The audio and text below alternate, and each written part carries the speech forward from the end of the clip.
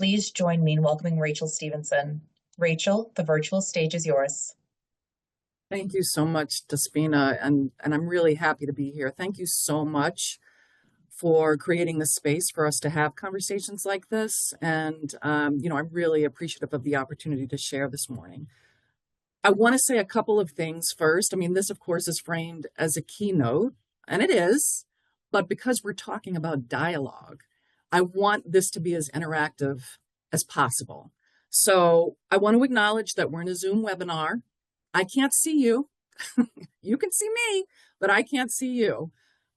However, I'm really hoping that we can be actively engaged together this morning. I'm really excited for you to share some of your responses and some of your thinking.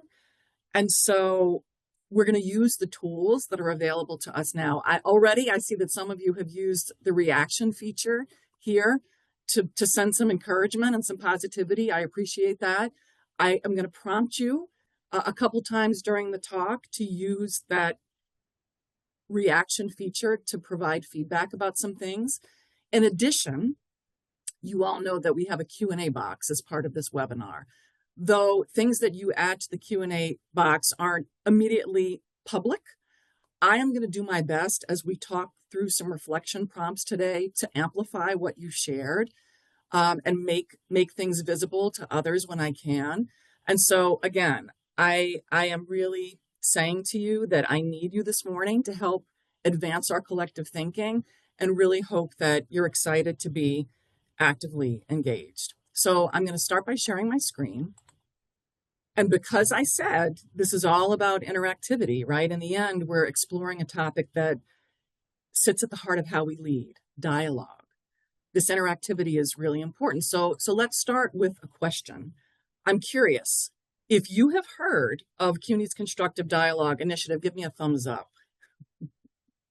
And if you have not, you can share any other emoji in the reaction options.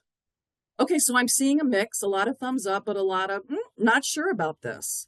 And so, really glad that we have a mixed audience here. And whether this is your first encounter with this conversation about constructive dialogue or whether you've been a part of the early momentum, I really hope today offers us a space for reflection, connection, and action. So I'm going to start today with a story. This is a black and white photo of my mother at the age of 16. And you can see here she's wearing a star sapphire ring. I'm actually wearing that same ring today, and I wear it every day. This is a photo I have now in my bedroom. My mom died when I was 5. And for years, the truth about what caused her death, a car accident, was not known to me, was ultimately not shared with me. And I learned it randomly from a cousin when I was in my early teens. So when I learned about my mom's car accident, I didn't immediately confront my father and my grandmother who raised me. In fact, the night I found out about what happened, I remember glaring at my grandmother through the rear view mirror in her car. And I was thinking to myself, how could I not know what happened? Why is this a secret? Why did everyone lie to me? Now, that's not what happened, right? There's a difference between a lie and silence. Despite the intensely painful thoughts that were in my head and in my heart, in that moment, ultimately, I was complicit in the silence that had encompassed my family in the years since my mother's death. I mean, I didn't tell my grandmother what was wrong when she caught my glare in the rearview mirror, and believe me, she caught it and wondered. That night, I went home and listened to a scratchy cassette tape of my mom's voice in my room alone. And I even stared at the black and white photo you're seeing now and dared my dead mother to somehow make herself known to me, because I knew no one else was going to help me understand who she'd been in the world when she was alive. Now, since those early days of discovery, I started to rage against the silence. I started asking questions out loud. I started channeling my grief through writing, through performance. My father, on the other hand, always mourned in silence. And that silence became destructive. He couldn't talk about his grief. And no matter how much I tried, I couldn't reach him through mine.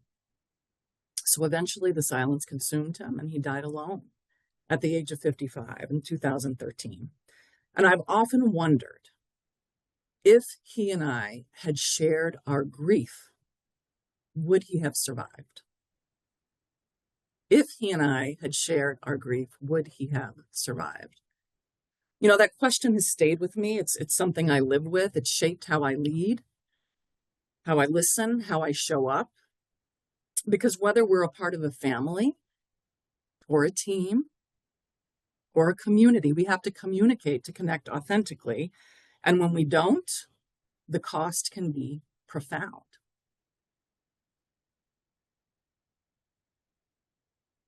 I've come to believe that dialogue isn't just a skill, it's a lifeline. It's how we build trust, it's how we navigate difference, and it's how we heal. And in this moment, this really fraught moment, when our campuses, our country, and our communities are grappling with polarization and uncertainty, we need tools that help us connect across difference. Ultimately, that help us lead with empathy and with curiosity and with courage. And that's what today is all about. I'm really excited to talk to you about the constructive dialogue work we're doing and how it connects to the ways that we navigate our professional and personal lives. So the story I just shared is personal, right? But the questions it raises are universal. How do we connect across difference? How do we lead with empathy in moments of pain and conflict? And what tools help us to do that well? And so this is where the Chancellor's Constructive Dialogue Initiative comes in. Ultimately, this university-wide effort is designed to help us build a culture of open, respectful communication. And we want to strengthen our campuses and our communities. So I want to tell you a bit about the Constructive Dialogue Initiative so that you have some context for the work. And I'm going to start with a very brief video. The Constructive Dialogue Initiative is a way for us to train faculty, staff, and students on how to be a part of constructive dialogues and in some cases how to facilitate those dialogues. And I think the hope of any constructive dialogue is that you're actually building towards a solution or a solution space where we feel like we hear each other and we feel like we can move forward. I feel very strongly that if we adopt this attitude and if we better understand the elements of creating this dialogue, it is a win-win, internally and externally. It impacts the next generation of leaders. It impacts each household that our students come from, as well as our neighborhoods. I think what we could achieve is what we need for this moment, and it's certainly something that we could show the rest of the world.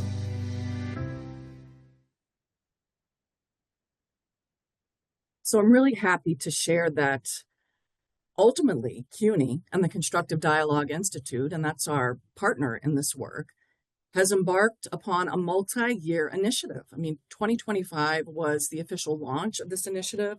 We're working across all colleges in the CUNY system. And the beautiful thing about the work is that we're trying to engage stakeholders in every pocket of our community. Students are part of the work. Faculty are part of the work, staff are part of the work, college leaders are part of the work, along with senior leadership teams. We realize we need a multifaceted strategy to really get this done. You know, the Constructive Dialogue Initiative has created spaces for us to train all the stakeholders I just named, students, faculty, staff, leadership teams at every college. But one of the things that we say is that training isn't enough, right? Sharing the tools that ultimately will equip us to do this isn't enough if colleges and the university don't have a strategy for implementation, right? Lots of people with skills aren't going to help us to make this work unless they are mobilized strategically. And so every college, and in particular the leadership teams of those colleges, has been asked to formulate a strategy for embedding constructive dialogue into many, many spaces: classrooms, conference rooms, community spaces. One of the things that I think is important for us to recognize is that even though, when we talk about this work, typically we're leading with its relevance to creating a sense of belonging for our community, helping us to navigate very hard ideological differences, right? This gets at the university's roadmap goal around a culture of care. That is real, that is true. And we lead with those points of intersection with the Chancellor's goals around a culture of care for good reason. But we think it's really important for all of us to recognize that constructive dialogue skills aren't just about creating a culture of care. Think about the career success work that we do every day. I mean, the Chancellor is a huge champion of career success. Our students, if they are able to navigate difficult conversations, will be better members of teams, right? They will perform more effectively in the workplace. They will interview more confidently, right? So there are ways that we can ultimately frame this work so that it is linking to other things that we care about and are pursuing. Also, we want to promote professional development and leadership development for our staff and faculty. What better way than to invite members of our community into a conversation about how to navigate difficult conversations more effectively? Faculty are thinking a lot about how to innovate in the classroom. There are tools that this conversation around constructive dialogue ultimately provides to help them to do that.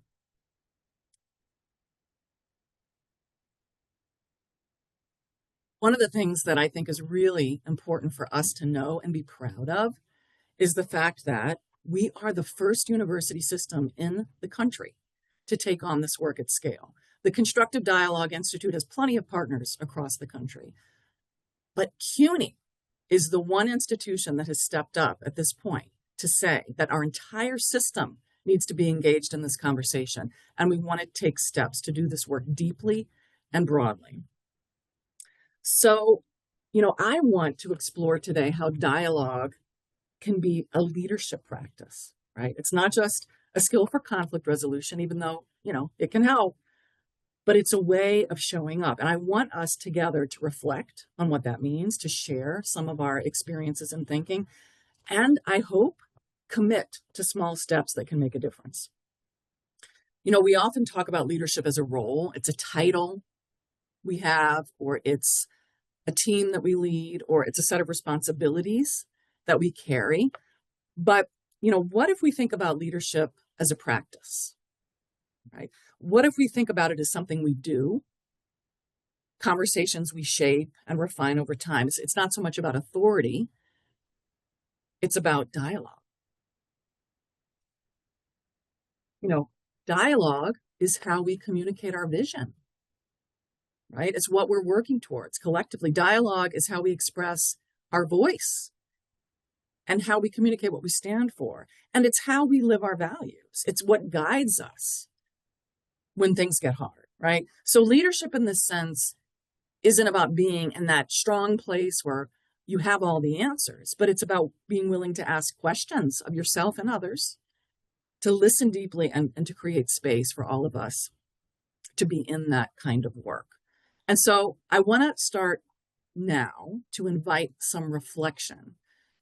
This will ask you to contribute your thinking in the Q&A box. And again, I'm going to do my best to share out what I'm reading and amplify it when I can. So the question here is, when you think about leadership as a practice in your own life, so this is something you do, not something you are, not the title you hold. When you think about leadership as a practice, what value guides you most consistently? So I'm hoping some of you will add to the Q&A box. So I'm going to start making some of these contributions live. I'm seeing empathy. I'm seeing authenticity, compassion, fairness, trust, having a moral compass, consistency, integrity, shareable knowledge, respect, honesty, equity, active listening, collaboration. Wow, thank you so much for all that you are adding to the Q&A box. Flexibility, some values that you shared when you think about leadership as a practice.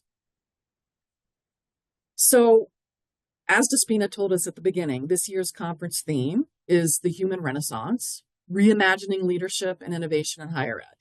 This theme invites us to rethink how we lead, how we collaborate, and how we build institutions that reflect our shared humanity.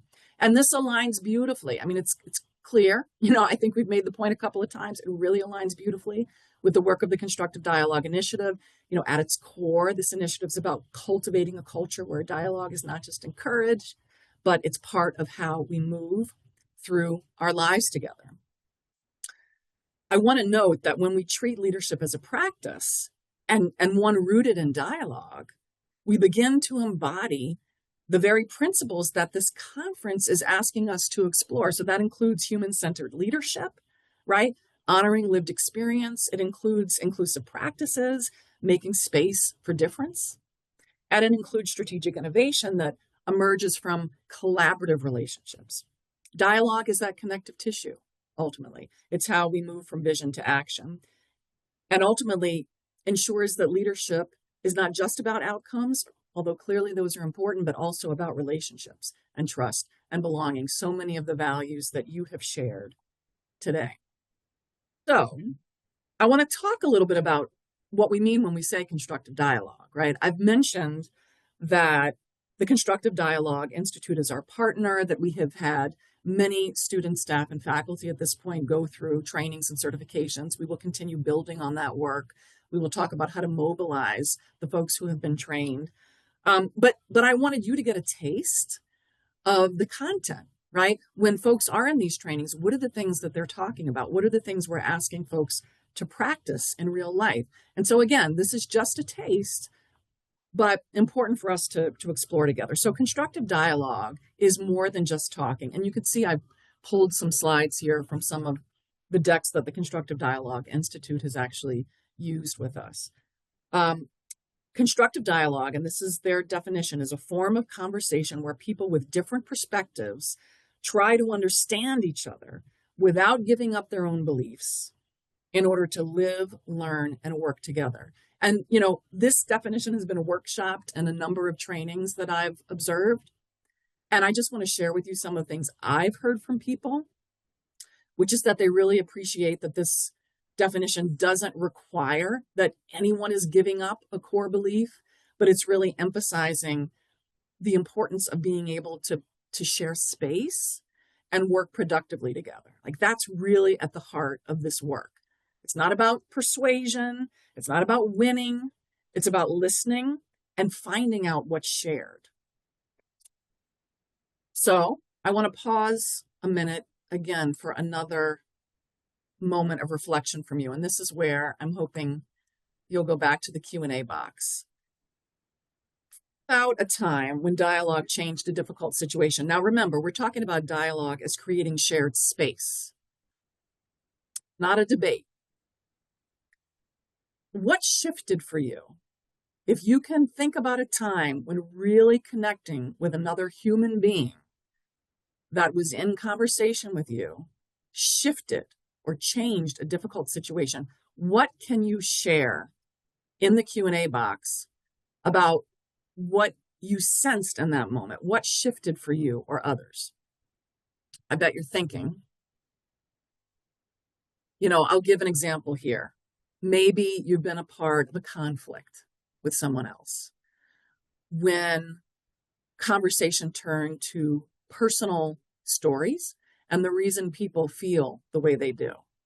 Perhaps when that became the focus of the conversation, there was a realization of why the issues mattered to the folks involved in the conflict, and it might have softened the tone people were using. I'm seeing some answers here. I'm seeing folks talk about how perspective shifted. You saw perspective from another view. You realized that the people in conversation needed to be heard. It introduced a sense of accountability. Being heard was very important. Feeling understood. New lenses. Tone of voice shifts. Awareness that I'm not alone in this. More understanding. Super helpful here. The ability to speak your truth. Body language changed. You see, these are the minor things that when you think about some of these dialogue techniques, which we're going to get to some of the principles of constructive dialogue in a minute, something as simple as body language changing and tone in a conversation changing can affect the outcome. So those are the simple things we're talking about here. So when you're describing these shifts, as you have acknowledged already, we're talking about a moment of clarity, a softened stance, a new question that's been asked, a sense of being heard, everything that you've already shared today. These are not small things, as I've indicated. These are the building blocks of moving conversations forward. So ultimately, the Constructive Dialogue Institute offers us a framework for this kind of leadership.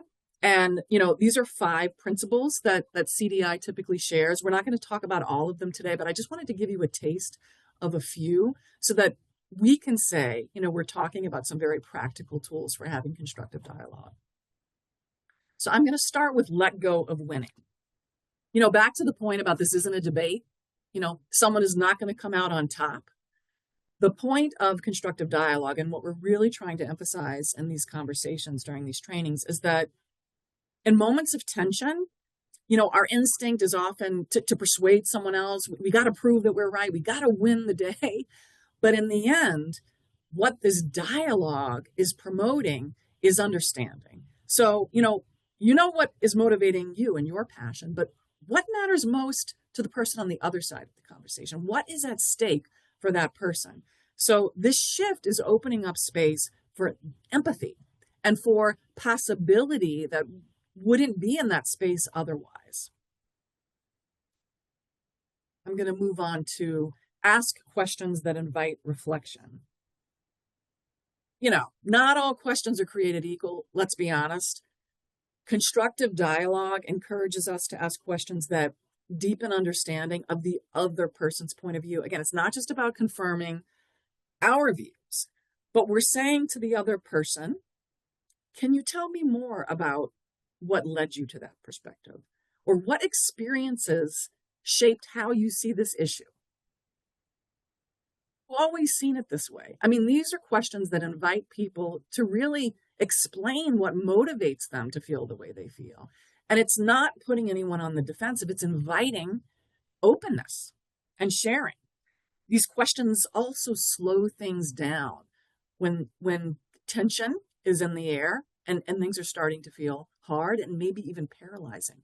They slow things down and they help us to create room for nuance in the conversation.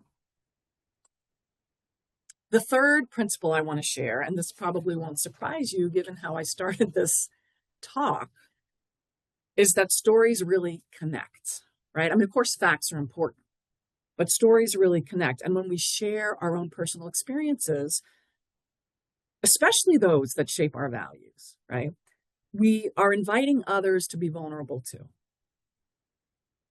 You've seen this in action, right? It's something I tried to do today as part of this talk. And my story wasn't about leadership practice or like leadership policy or strategy. It was about pain. It was about connection. So, these strategies, letting go of winning, asking reflective questions, sharing stories, they're part of this broader CUNY effort to embed dialogue across our campuses. We know that dialogue isn't always the answer, and part of the training helps us to make choices about when dialogue can and should be in play. But when it's possible, it can transform culture.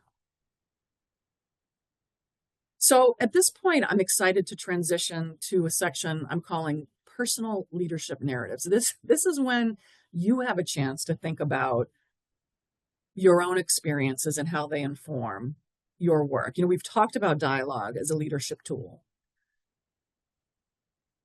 We know it can build trust.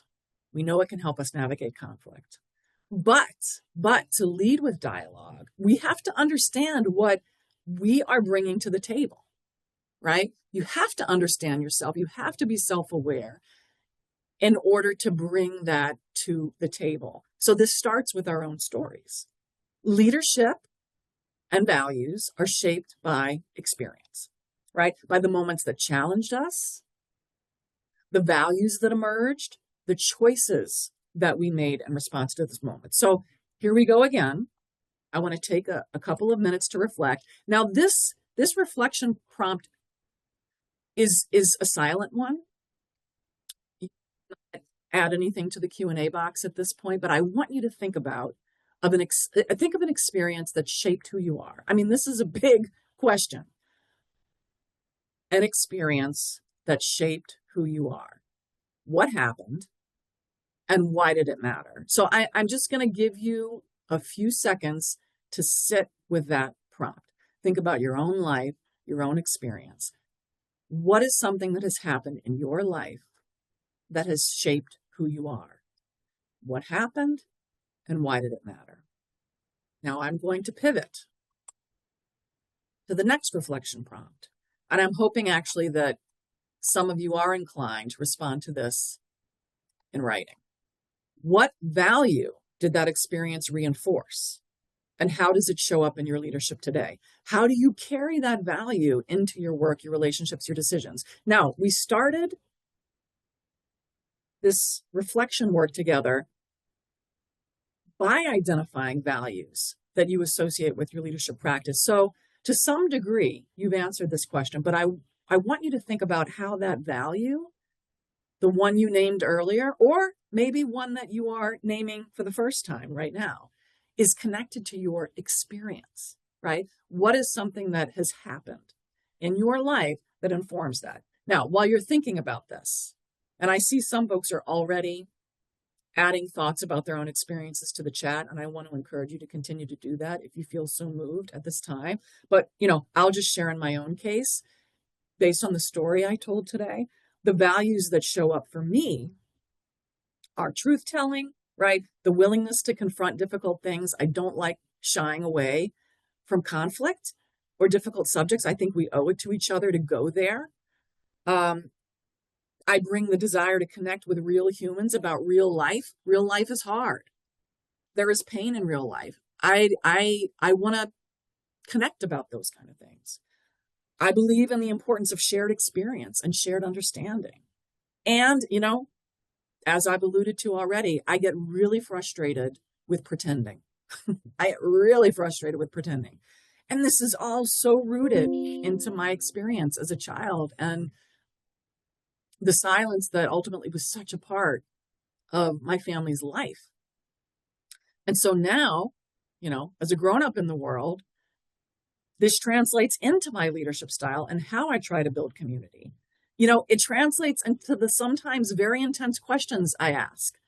And maybe I shouldn't, but I do.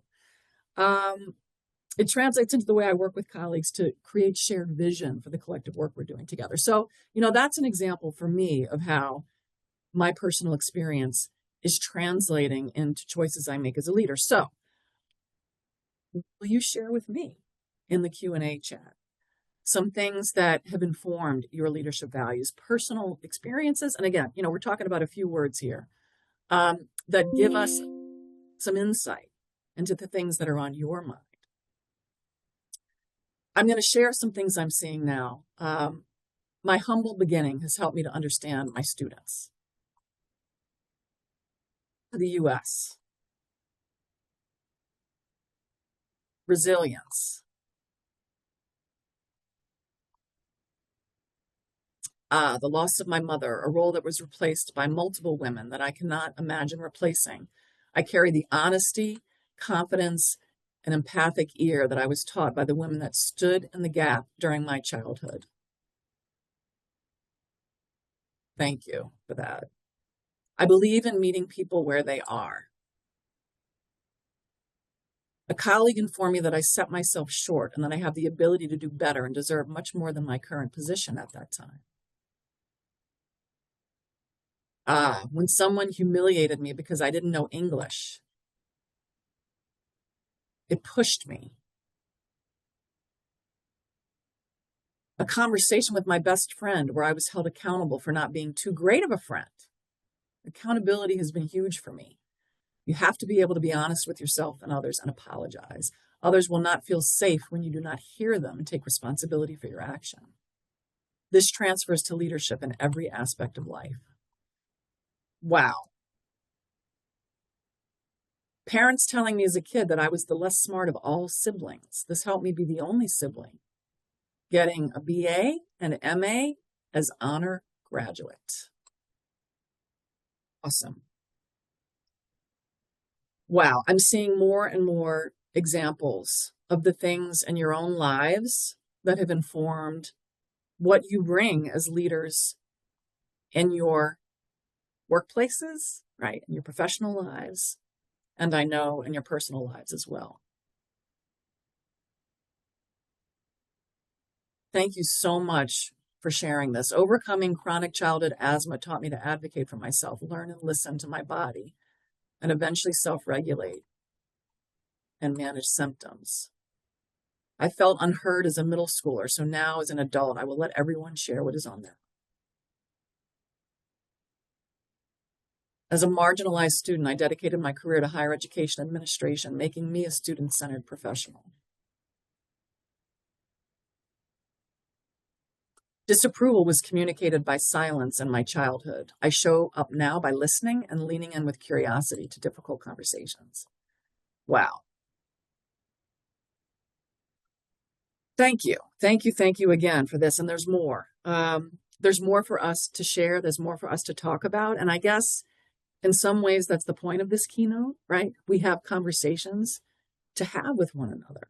And that helps us build teams. It helps us build a culture of understanding.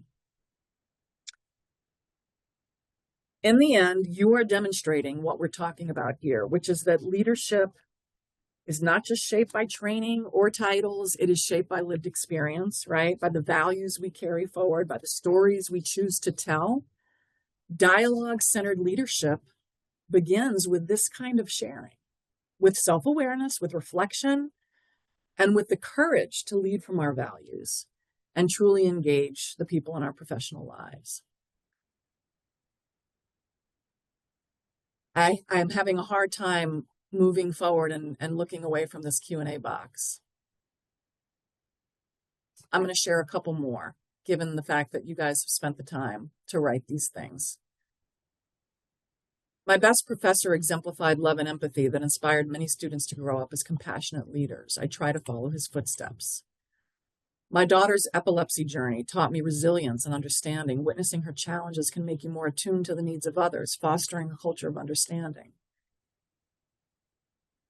Motherhood has helped me to become a lot more compassionate and adaptable. It has helped me to grow, let go of old ways of being, and become more connected to others. Wow, thank you so much. Okay. So at this point, I want to pivot a little bit to a call to action. And I mean, based on your participation this morning and what you are sharing, I think I know what to expect. The question here is, are you willing to take one step towards dialogue-centered leadership? I mean, I think you've already answered it, but if you want to give me a thumbs up to let me know that's a yes, that would be great. If you want to, communicate a little tentativeness around this, that's okay too. But I'm seeing lots and lots of thumbs up and lots of celebration around the prospect of taking a step towards dialogue-centered leadership. Now, remember, willingness, right, and an interest in the community we're a part of is where it starts, right? Our openness to this is where it starts. But we have to make it real. We have to make it real. And this is why the Constructive Dialogue Initiative is such a great tool for us, because we can learn how to make it real. Now, remember, there are a few things in terms of constructive dialogue principles that we talked about today. We talked about letting go of winning, shifting from persuasion to understanding. We talked about reflective questions, inviting curiosity and deeper insight. We talked about sharing stories, right? And connecting through lived experience. And so the question for you now is, what's one thing you'll do to bring dialogue into your leadership practice? Like starting in 5 minutes. What is one thing you will do? Now, it might be one of the things we just talked about in terms of principles, or it's maybe something else that you've thought about during the course of this talk, or some other way you want to signal to the people in your community, on your team, that this is something you care about. So very interested in what you might contribute to the Q&A box at this time in response to this prompt. And in some ways, what we're doing is building a commitment wall right now, right? Like if so many of us have said, I'm interested, I want to take a step toward embedding dialogue into my leadership practice, what's one thing you're going to do? Just based on the conversation we've had this morning. So I am going to eagerly anticipate some of the first contributions to the Q&A box. And while I do that, I'll share a couple of things that I've heard in other settings when some of our students, faculty, and staff have been asked this question: what are you going to do? Some have said, I'm going to start every meeting with an open-ended question. I'm going to invite members of a team to share something before we even get down to business. Others have said, I'm going to invite a colleague who I know has a different perspective than me to co-lead on a project. What are you thinking? What's one thing you'll do to bring dialogue into your leadership practice?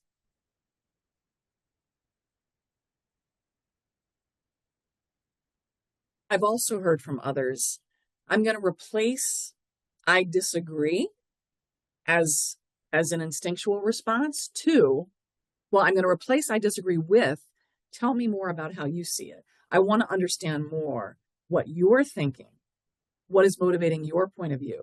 The disagreement may, in fact, still come, but rather than leading with that, what's the open-ended question that might get us further in the conversation?